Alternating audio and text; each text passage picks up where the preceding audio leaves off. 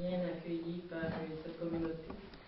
Et c'est comme un deuxième chez moi pour moi. Pour ceux qui ne me connaissent pas, mon nom c'est Roselyne Pierre-Louis. Je travaille avec le groupe Sutton et comme courtier immobilier affilié. Et j'ai avec moi Laurie Kémini avec qui je travaille en collaboration pour le financement hypothécaire. Je vais vous dire un petit peu c'est quoi le processus, qu'est-ce qui est impliqué dans le processus d'achat immobilier. Et par la suite, elle-même, elle va vous parler du financement. Normalement, quand on pense à faire un investissement immobilier, la première question qui sort, c'est qu'est-ce que je peux me permettre? Jusqu'où je peux aller? C'est quoi mes droits? C'est quoi mes obligations par rapport à tout ça? Et très souvent, les questions n'ont pas de réponse. Et Loris va être en mesure de vous dire exactement comment arriver à savoir si vous êtes prêt financièrement à faire un achat immobilier. Et je vais aller chronologiquement au niveau du processus. Qu'est-ce qui se passe au niveau du processus après avoir fait sa qualification financière? Ce qui va se passer, c'est le critère de recherche, le protocole des visites, la négociation, le choix de la propriété, les frais associés à un achat immobilier, la signature chez le notaire, les intervenants qui sont impliqués dans la transaction, et finalement, les clés de la maison qu'on vous remet et que vous pouvez être chez vous. Donc, dans un premier temps, je vais passer la parole à Laurie qui va vous dire exactement comment est-ce que vous allez faire pour savoir si vous êtes prêt à faire un investissement immobilier comme ça.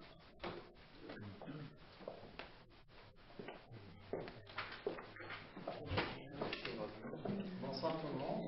Bonsoir. Je vous remercie en premier de m'accueillir aujourd'hui au sein de votre groupe. C'est la première fois pour moi.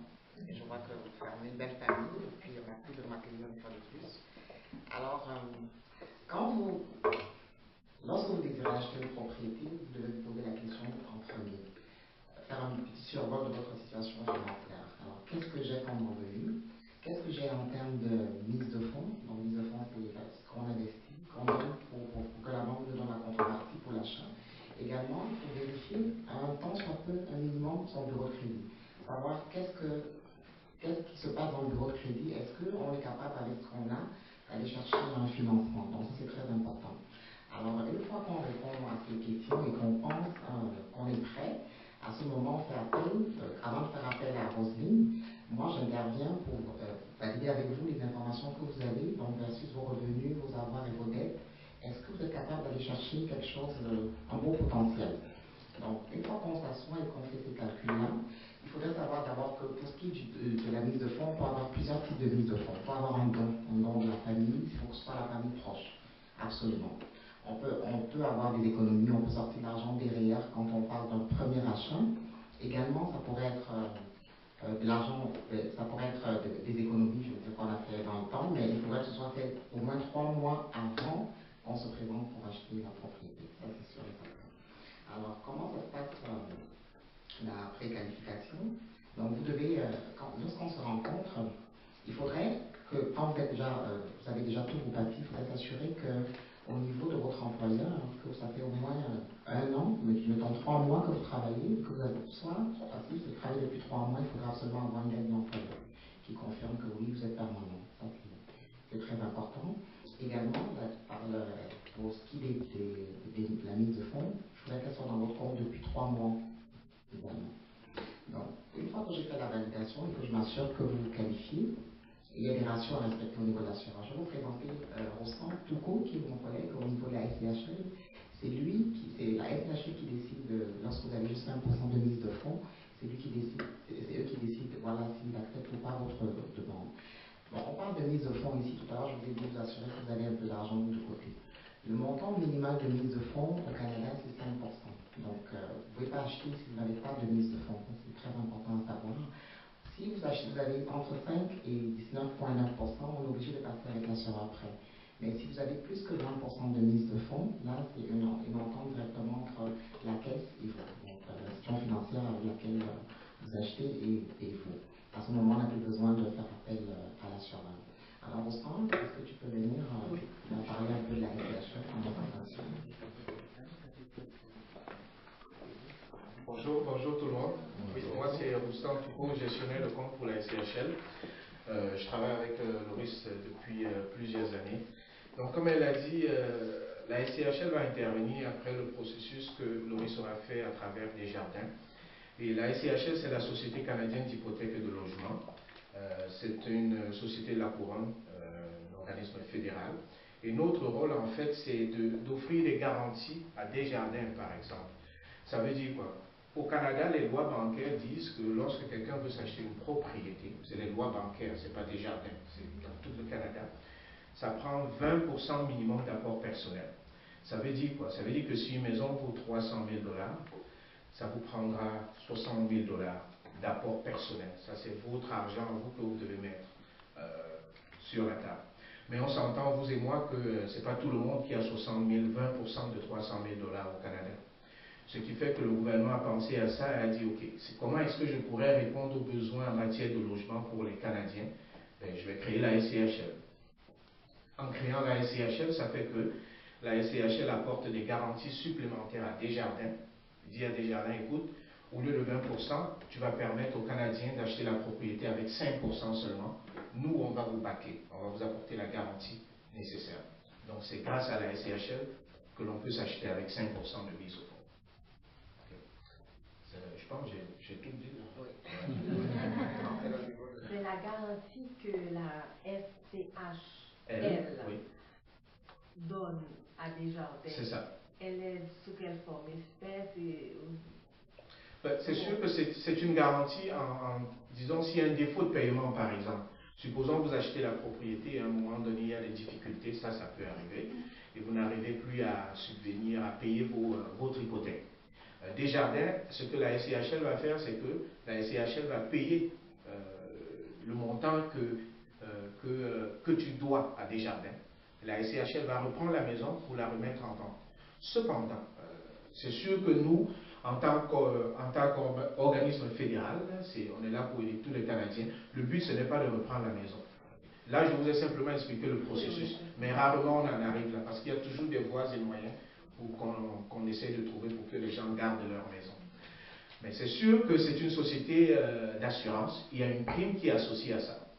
Et il y a une prime d'assurance. La prime d'assurance, c'est environ, présentement, c'est 3,15% de votre montant de financement. Ça veut dire quoi? Ça veut dire que si vous avez une propriété de 300 000, vous mettez 5% de mise au fond, ça fait 15 000. Donc 300 000 moins 15 000, Loris, 285. 285. Donc la prime va être de 3,15% de 285. Okay? Mais ce n'est pas un problème, pourquoi? Parce que ce montant, le 3,15% de 285, il peut être rajouté à votre prêt hypothécaire. Ce n'est pas de l'argent que vous allez débourser sur le champ pour payer. On le met tout ensemble et on va calculer vos paiements mensuels ou aux 2 semaines selon le scénario que vous aurez dessiné avec Loris. Mais il faut préciser que le montant minimum qu'il faut donner à ce moment-là, c'est 9% de la prime. Donc ça, c'est obligatoire chez le notaire. Oui. 9% de la prime, il faut le débourser absolument avant de passer chez le notaire. On est au Québec, c'est les taxes. Il y a toujours des taxes. Donc il y aura un 9% du 3,15% de 295 000 qu'il faudra payer. Là, on ne peut pas financer celui-là. Personne ne finance, en général, ça vient de la poche. Une taxe, ça vient de la poche du client. Une question, quelqu'un qui n'est pas résident permanent, parce qu'on a des gens qui ne sont pas résidents, est-ce qu'ils peuvent passer pour la SCHL aussi? Tout à fait. Les non-résidents, s'ils ont un permis de travail valide, qui travaillent au Canada, ils peuvent passer par la SCHL, mais il faudrait qu'ils apportent 10% de mise de fonds, par exemple. Oui, c'est ça. En fait, les non-résidents, résidents non permanents, ça veut dire qu'ils peuvent être ici en attente de leur résidence. Ils sont là avec un permis de travail. Ça leur prend 10% minimum pour l'achat d'une propriété, au lieu de 5% pour le Canadien ou le résident permanent. Le résident non permanent, lui, c'est 10% de mise au fond. Et c'est à préciser que même s'il achète avec un résident canadien, c'est obligatoirement 10%, parce qu'il est un non-résident dans le dossier. C'est ça. Donc, on prend un résident, un non-résident. En guillemets, on prendra le plus faible. Je dis bien en guillemets, donc ça va être le non-résident. Mais oui, mais il finance pareil. C'est ça, ils financent pareil, ça se fait. Mais le 9%, je n'ai pas bien compris, c'est le 3,15%, oui. OK, disons qu'il représente 12 000 $. Par exemple, on oui. doit donner 9% de ces 12 000 $. C'est ça, 9%. Ça, c'est la taxe des biens et services. Ça, on est au Québec, là, il y a toujours des taxes. Donc, il y a 9% qu'on doit payer chez le notaire. Celui-là, il ne peut pas être financé. Mais le 12 000 peut être rajouté aux 285 000 pour faire le montant total. Donc, si on prend un exemple de 100 000, un achat de conférence, un achat de 200 000, la prime c'est 6 000, à peu près 6 500, oui, 6 300, je dirais, 3,15 à peu près. Donc, 6 300, c'est 9% de ce montant, de 6 300, c'est ça qui sera là. La taxe de 9%, c'est ça, payée chez l'interne. Avez-vous d'autres questions? Donc, si je peux rajouter quelque chose, c'est sûr qu'aujourd'hui, on est dans un contexte économique où les choses, la façon dont l'économie avance, ça fait qu'il y a beaucoup d'opportunités présentement. L'opportunité ici, c'est surtout en termes de taux d'intérêt. On n'a jamais eu des taux d'intérêt aussi bas que présentement. Comme je mentionne souvent lorsque je fais des conférences, j'ai dit, s'il faut acheter, c'est maintenant. On ne le dira jamais, tu es d'accord avec moi? Ben oui. On n'a jamais eu des taux aussi bas. Oui. On ne sait pas combien de temps ça va durer. C'est ça. Donc, ça fait que bref, ça donne vraiment c'est des opportunités là qu'il faut saisir à un moment donné. Mais le fait que les taux soient aussi bas, est-ce que ça ne fait pas gonfler les prix de propriété? Non, pas nécessairement. Pourquoi? Parce qu'on va toujours aller avec le marché. C'est le marché qui détermine la valeur des propriétés. C'est pas quelqu'un qui dit que ma maison vaut tel montant. Non. Tout est régi ici. Hein. Tu peux nous le confirmer. Donc, c'est pas quelqu'un qui dit ma maison vaut 500 000. Non. Est-ce que dans ce secteur-ci, est-ce qu'on a des maisons qui valent 500 000? Donc, ça va toujours. C'est tellement réglementé qu'on a du mal à. On peut pas échapper. On peut pas échapper. Donc, on peut pas donner un prix quelconque à sa propriété parce qu'on estime que sa propriété est la plus belle de la rue. Non. C'est le marché du secteur qui va toujours déterminer la valeur des propriétés. Pour tout vous dire, quand on soumet une demande de financement, par exemple une demande assurée qui va à la SCHL a une base de données qui comprend la plupart des propriétés sur l'île de Montréal. Donc elle valide la valeur qu'on a inscrite versus la valeur qui est dans sa base de données. Donc avec cette information, elle peut vous dire si la maison coûte trop cher ou pas. À ce moment, elle refuse, et la raison va vraiment être à cause de la valeur de la propriété. Donc les surévaluations, ça peut arriver, mais vraiment, les écarts ne sont pas si grands que ça. Parce qu'on veut vraiment garantir le marché immobilier. On sait qu'il y en a qui achètent avec le cœur. Okay? Je vois cette maison, je l'aime, le prix, là, je m'en fous, je l'adore, cette maison. Mais on veut s'assurer que vraiment, si tu achètes cette propriété, elle vaut ce prix. Et que si dans 5 ans, tu veux refinancer, que l'institution financière ne te dise pas que tu avais acheté trop cher. Donc, le prix que tu avais acheté à l'époque, c'est ce que ça vaut aujourd'hui après 6 ans. Donc, on ne veut pas ça. Donc, on veut vraiment s'assurer que les propriétés ont la juste valeur. Et c'est quoi le ratio au niveau de l'assurance? Le ratio pré-valeur. Le ratio d'endettement? Oui. Okay. Le ratio d'endettement, c'est ça qui nous permet de savoir quelle est votre capacité d'emprunt. Donc, il y a 2 ratios d'endettement. Il y a le ratio d'amortissement total brut, et ça, il y a l'amortissement sur toutes vos dettes, plus la propriété que vous achetez dans l'engagement, le nouvel engagement que vous avez versus vos revenus. Et puis, il y a l'amortissement seulement brut qui contient en compte seulement la propriété que vous achetez et par rapport à vos revenus. Donc, ça, c'est 2 ratios qu'on doit absolument valider avant de confirmer votre qualification. Le maximum, présentement, on n'aime pas dépasser 32-40 à peu près. SCHL, on peut aller jusqu'à 44, mais c'est en fonction du bureau de crédit. Donc, on s'assure quand même que les clients restent à 32% de la valeur de leur revenu, au niveau de tout ce qu'ils payent par rapport à la propriété qu'ils achètent, et 40%, ça c'est en global avec les cartes de crédit, toutes les dettes qu'ils ont par rapport à leur revenu. Exactement. Donc, c'est ça le ratio d'endettement. Je pense que c'est ça que vous parlez. Okay. Ratio pré-valeur, c'est le pourcentage que vous demandez à l'institution financière versus la valeur de la propriété. Donc, si vous mettez 5%, vous demandez 95% à la banque ou à Desjardins, et 95% c'est le ratio pré-valeur. Roselyne pour vous expliquer c'est quoi le processus de recherche de propriété. Une fois que Loris aura confirmé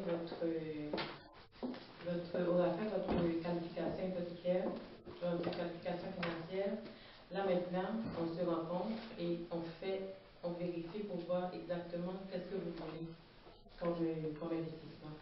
Vous allez savoir c'est quoi votre budget, parce que par rapport à la qualification financière, vous allez savoir si vous pouvez vous payer une propriété de 200 000, de 300 000, de 500 000, mais vous pouvez aussi décider, même si la banque, même si l'institution financière est prête à vous financer jusqu'à 500 000, vous pouvez dire, moi, je ne veux pas aller au-delà de 300 000 parce que je ne veux pas me retrouver.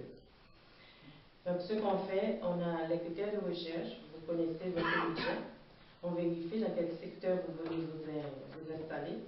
On vérifie le type de propriété que vous voulez, que vous cherchez, les caractéristiques de la propriété. Est-ce qu'il s'agit d'une ligne familiale? Est-ce qu'il s'agit d'un condo? Est-ce qu'il s'agit d'un duplex? Parce que parfois, vous pouvez bien être intéressé à acheter un duplex, acheter une partie et vous aider à financer le reste, vous aider à payer l'hypothèque. La deuxième étape, c'est le protocole des visites. Une fois qu'on a déterminé c'est quoi les critères de recherche, moi je vais m'en aller sur Centris, sur le site qui est dédié aux agents immobiliers où se trouvent toutes les propriétés qui sont mises en vente sur le territoire. Et je vais aller chercher les propriétés qui correspondent à vos critères de recherche. Et à partir de là, on va décider, je veux visiter celle-là, je veux visiter celle-là. On commence, on fait les visites. Il y a un protocole de visite qui demande un certain nombre d'heures, un jour, 2 jours. C'est 24 à 48 heures pour la demande de visite et tout ça.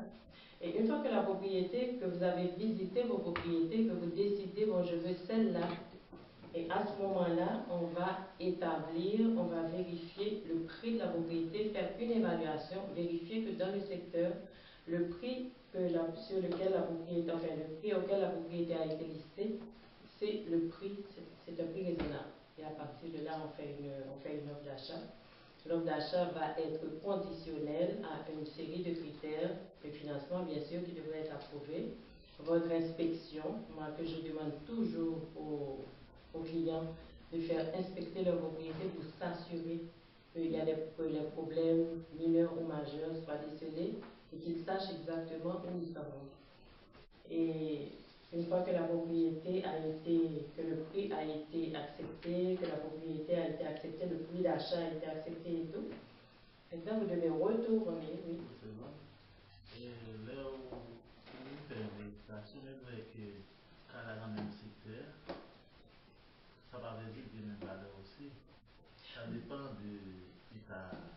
Ben oui, c'est certain. Oui, c'est certain. C'est la raison pour laquelle on fait une évaluation de la propriété pour pouvoir s'assurer. Il y a des différences. Il y a une propriété qui peut être neuve, par exemple, une propriété qui peut être rénovée, qui vaut un peu plus que celle-là qui n'a pas été rénovée. Donc, on arrive avec des comparables pour pouvoir s'assurer que le prix inscrit est le prix correct. Une fois que la propriété a été, que vous êtes d'accord avec l'offre d'achat, que toutes les conditions sont levées, à savoir l'inspection et le financement et tout, et là maintenant, il va falloir, il y a Mme Loris qui va encore recevoir tous les documents relatifs à cette propriété pour valider que la propriété est correcte. Et comme elle nous a expliqué tantôt, si la propriété, si le prix demandé est différent du prix de la valeur des propriétés du secteur, à ce moment-là, vous pouvez ne pas avoir le financement. Donc là, ça va valider que la propriété est correcte.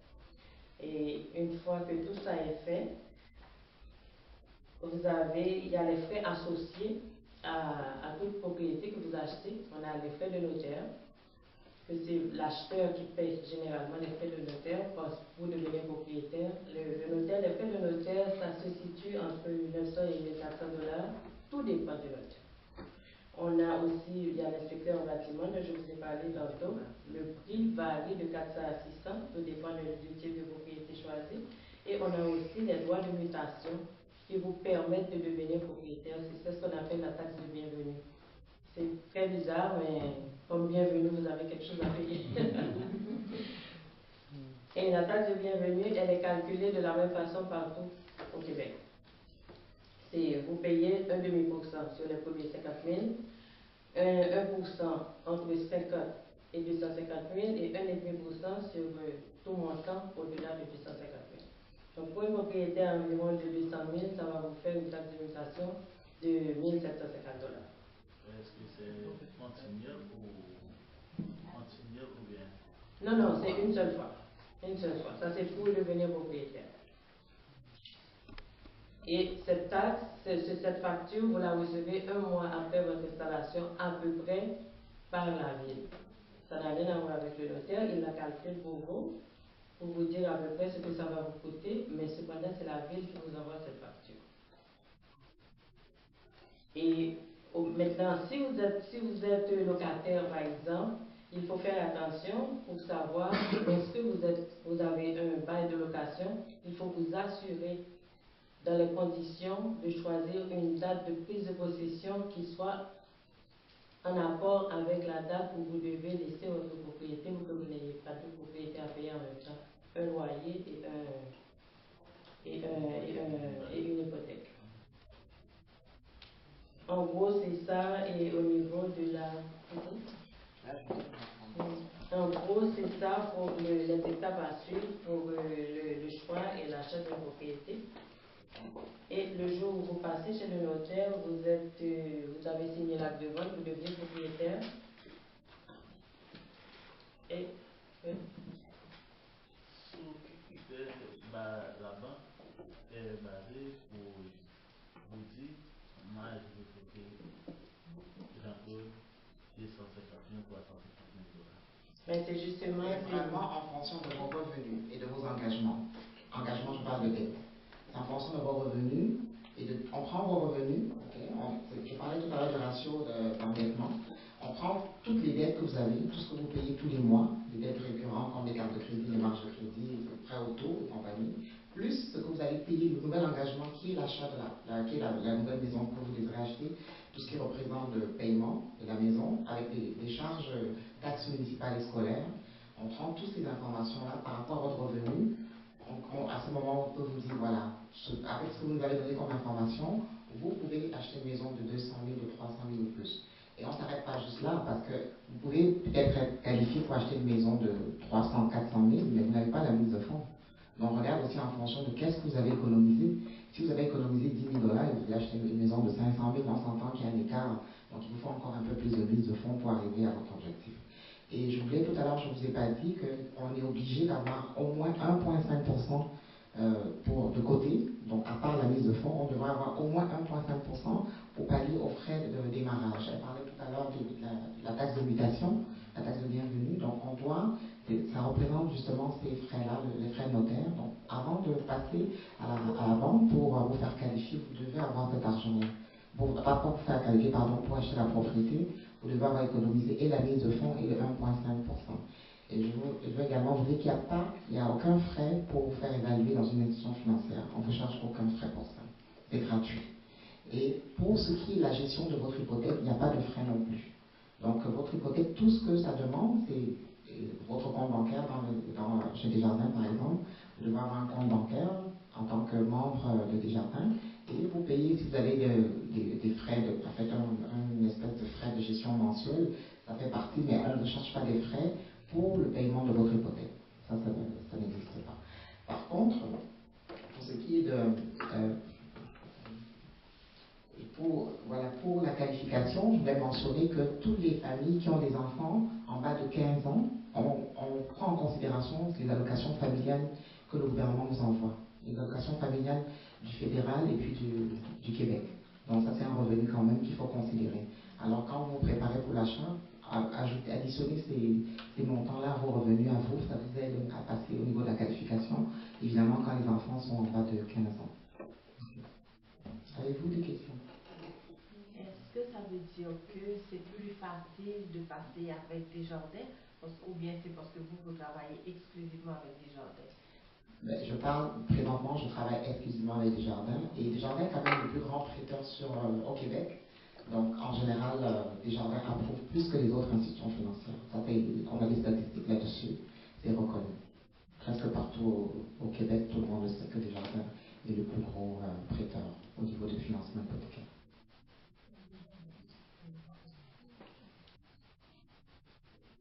Oui, Marie? Ah non, je disais que c'est Desjardins qui nous a permis d'acquérir. Ah, ok. Super. Je ne suis pas société ni actionnaire, mais. Non, je comprends. Vous savez que Desjardins, c'est quand même. Desjardins, c'est une coopérative. Il est là pour aider la société, pour aider les communautés.